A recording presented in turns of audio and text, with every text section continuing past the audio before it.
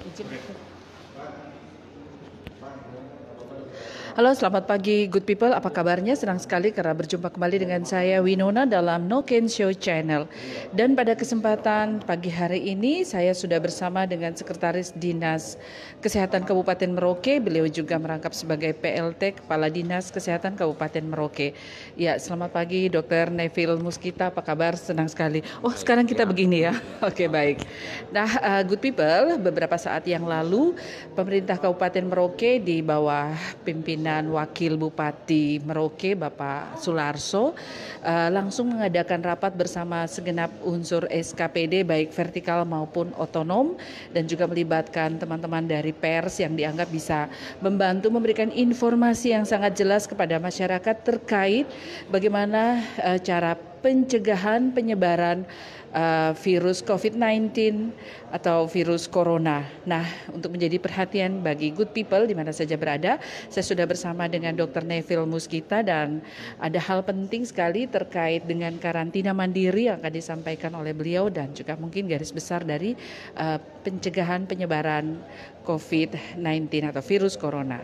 Iya, silakan dokter. Ini merupakan informasi yang sangat penting sekali karena tentunya di tengah masyarakat ini sudah seperti menjadi menimbulkan kepanikan ya. Sementara mungkin ada hal-hal cerdas yang kita sebagai masyarakat bisa melakukan sendiri tanpa terlalu takut berlebihan. Nah, informasi inilah yang rasanya penting langsung disampaikan oleh dokter. Baik, terima kasih Mbak Winona. Jadi untuk masyarakat yang perlu sampaikan bahwa untuk Indonesia saat ini ada beberapa daerah yang sudah ditetapkan sebagai wilayah terjangkit atau daerah terjangkit seperti di DKI Jakarta, kemudian Jawa Barat, kemudian di Yogyakarta, di Bali, di Manado dan seterusnya. Nah,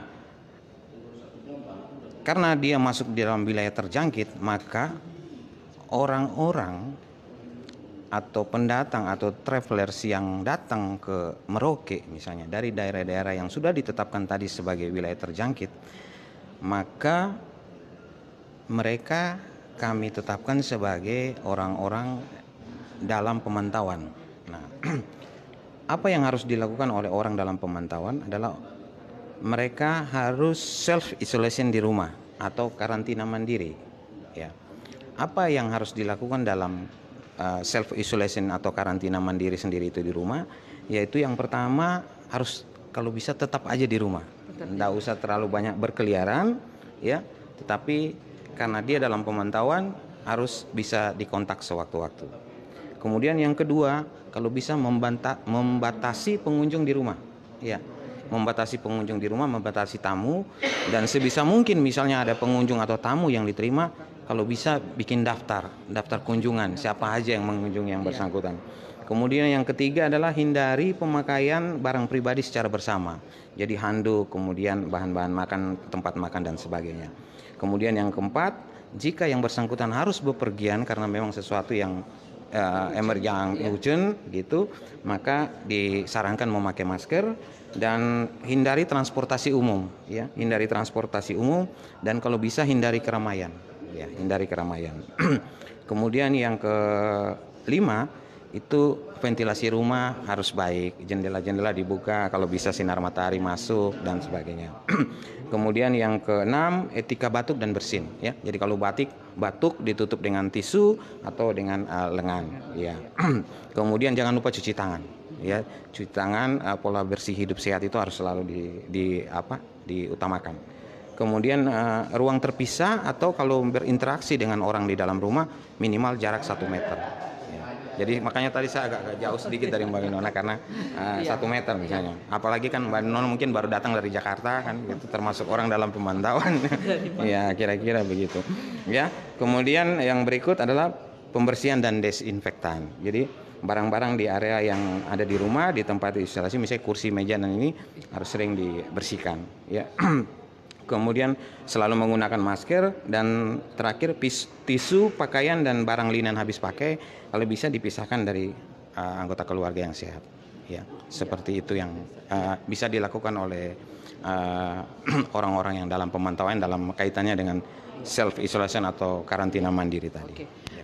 Terkait dengan gejala-gejala tubuh yang tadi yang Bapak ada demam atau apa itu ketika mungkin ada good people yang mungkin baru tiba di Merauke menggunakan pesawat udara atau kapal laut ya dengan timbul kesadaran untuk langsung self isolation ini apakah dia juga bisa mengunjungi fasilitas kesehatan dulu baru dia mengetahui atau bagaimana? Bisa. Jadi intinya ketika dia merasa diri atau kita tetapkan sebagai orang dalam pemantauan terkait berita yang tadi, misalnya dia baru datang dari wilayah terjangkit, maka dalam pemantauan akan kita ikuti gitu. Kalau misalnya dalam pemantauan ternyata tiba-tiba orangnya demam, kemudian batuknya di tenggorokan, apalagi sesak, silakan ke fasilitas pelayanan kesehatan untuk kita evaluasi lebih lanjut. Apakah memerlukan perawatan atau tidak? Ya, kemudian di situ kita akan lebih ketat men-tracing kontaknya. Kalau memang dia ada indikasi, misalnya kontak dengan orang yang sudah terbukti COVID atau terkonfirm COVID-19, maka kita menetapkan dia mungkin sebagai pasien dalam pengawasan dan harus diisolasi seperti begitu. Itu langsung segera diisolasi ya. Oke, untuk menjadi ketahuan good people yang ada di Kabupaten Merauke dan mungkin di mana saja berada, untuk rujukan dari rumah sakit yang ada nih, kami mendapat informasi Rumah Sakit Umum Daerah Merauke menjadi salah satu tempat untuk isolasi. Iya, baik. Jadi Kementerian Kesehatan itu sudah menetapkan 132 rumah sakit rujukan COVID-19. Dan di Papua itu DOK 2, kemudian Nabire dan Merauke. Iya. Sebagai rumah sakit rujukan COVID-19. Ini berarti kalau diidentifikasi dari kabupaten-kabupaten lain teridentifikasi ada pasien COVID-19 itu berarti rujukannya di Rumah Sakit Umum. Iya. Jadi kalau misalnya untuk rujukan RSUD Merauke sebagai rujukan rumah sakit rujukan COVID-19, maka misalnya MAPI, Bovendigul ada teridentifikasi atau diketahui ada pasien dalam pengawasan, mereka akan merujuk ke RSUD Merauke sebagai rumah sakit rujukan COVID-19. Nah, ini terkait dengan langkah-langkah pemerintah Kabupaten Merauke yang sudah langsung membentuk semacam gugus ya, Dok ya. Nanti ke depannya ini apa saja yang harus segera dilakukan oleh gugus? Iya, jadi pertemuan selanjutnya setelah rehat ini akan kita bicarakan lebih lanjut. Mungkin kita akan melengkapi susunan gugus tugas yang dimaksud atau satgas dimaksud, apa-apa yang mungkin perlu kita sempurnakan, kita tambahkan. Kemudian setelah itu tugas dan peran masing-masing akan dijabarkan, sehingga masing-masing tahu tugas dan perannya.